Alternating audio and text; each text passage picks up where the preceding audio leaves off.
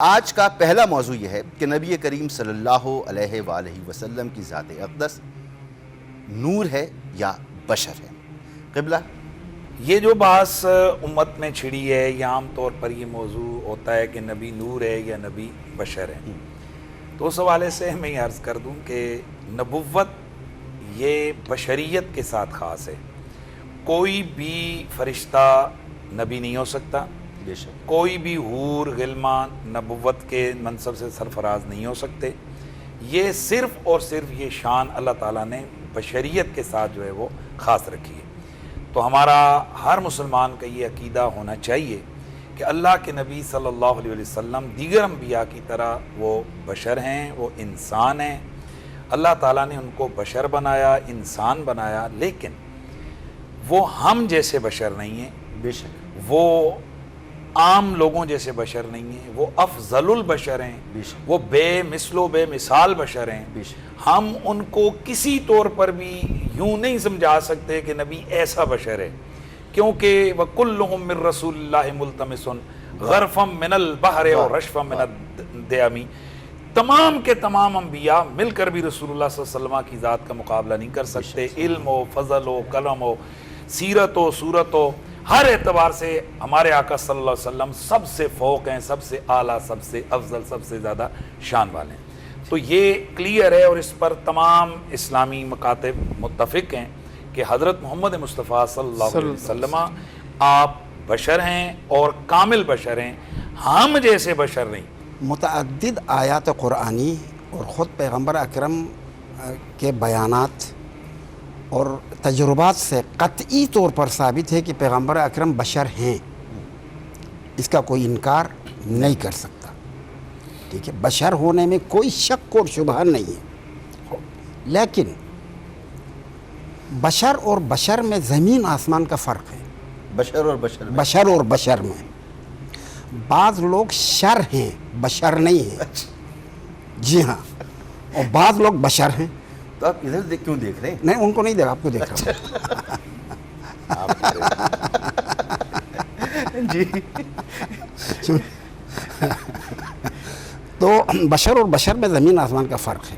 انہوں نے بہت خوب فرمایا کہ نور بھی ہیں۔ اچھا، نور کو خوب غور کریں، اچھی طرح دقت کریں، یہ بیان تھوڑا سا مختلف ہوگا جی حقیر کا۔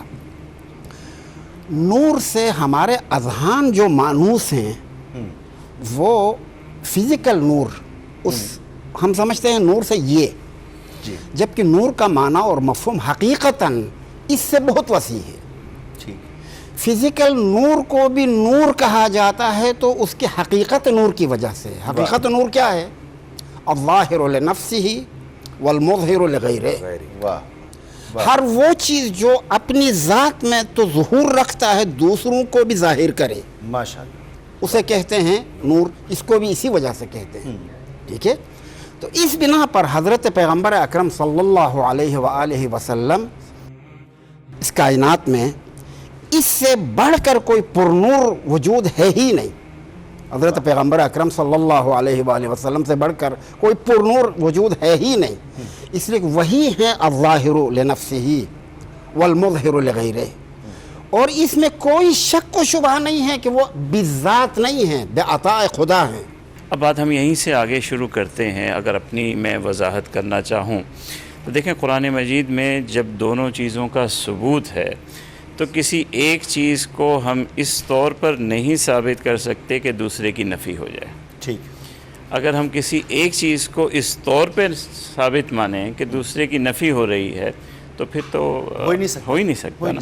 تو لا محالہ ہم دونوں معنوں کو اس طور پہ لیں گے کہ کسی ایک کی نفی نہ ہو، کہ حقیقت بشریت بھی موجود رہے اور حضور صلی اللہ علیہ وسلم کی ذات اقدس میں نور بھی موجود رہے۔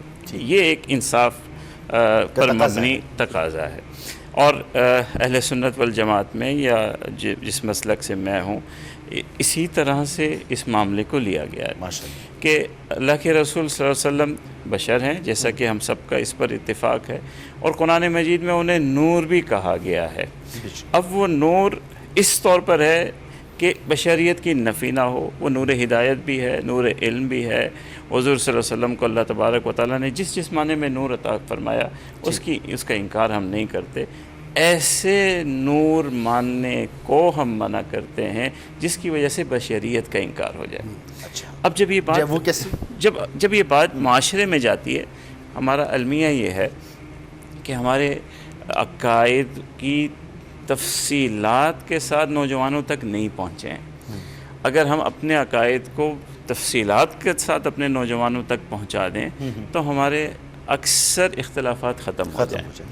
اب یہی بات اگر تواتر سے کہی جائے کہ حضور صلی اللہ علیہ وسلم ہم سب کے یہاں بشر ہیں اور قرآن میں کہا گیا ہے، تو لوگوں کو یہ سمجھنا آسان ہو جائے گا کہ وہ نور کی اس طور پہ تعبیر نہ لیں کہ بشریت کا انکار کریں، یا حضور صلی اللہ علیہ وسلم کو اگر کوئی بشر کہے تو انہیں معیوب نہ لگے. اور میں یہاں ایک نقطہ اور کہنا چاہتا ہوں کہ ایک خالق ہے اور باقی سب مخلوق ہے. ٹھیک ہے. اور مخلوق میں اب نور اور بشر آ گیا نا. اب ظاہر حضور کا نور خالق میں تو نہیں لے جا سکتے، وہاں تو نہیں لے جا سکتے نا. خالق تو الگ چیز ہے، مخلوق ہی میں کوئی نور ہے. اب مخلوق کا نور اور مخلوق کا بشر زیادہ افضل کون ہوگا؟ یہ سوال اہم ہے. مگر جو نہیں، مجھے بات پوری کرنے دیجیے، مجھے بات پوری کرنے دیجیے. اللہ تعالیٰ نے تو خود فرمایا کہ میں نے سب پہ بشریت کو بلند کر دیا اور تب سب کو کہا کہ سجدہ کرو. تو بشریت جب سب سے اونچی ہو گئی اور پھر اس بشریت میں سب سے اوپر حضور ہیں، تو بشریت کا اگر ہم انکار کرتے ہیں تو باقی سب چیزیں تو اس کے نیچے رہ گئی نا مخلوق میں. تو نور نبی کریم صلی اللہ علیہ وسلم قرآن مجید میں ان کے لیے لفظ استعمال کیا گیا، جیسے سراج کا لفظ بھی استعمال کیا گیا. سراج المنیر، سراج ہے نا. تو اب کیا ہم کہیں گے حضور چاند ہیں؟ کوئی بھی نہیں کہتا. آپ بھی نہیں کہتے، آپ بھی نہیں کہتے، آپ بھی نہیں کہتے، میں بھی نہیں کہتا. آپ بھی نہیں کہیں گے کہ حضور چاند تھے. تو یہ جو معنی ہے ان معانی کا مجاز ہے، تشبیہ ہے.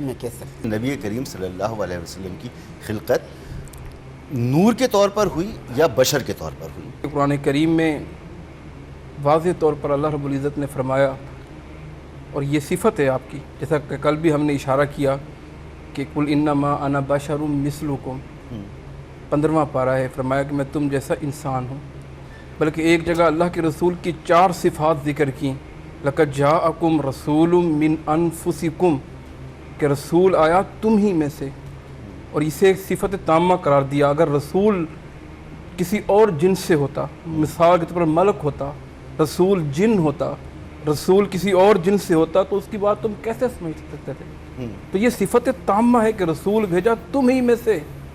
مزید صفات بیان کی، عزیز علیہ ما عنتم، تمہارے اوپر جو مشکلات گزرتی ہیں رسول کو ناگوار گزرتی ہیں. حریص علیکم بالمؤمنین، وہ حریص ہیں کہ یہ کامیاب ہو جائے. اور آگے فرمایا وہ مشفق اور مہربان بھی ہیں.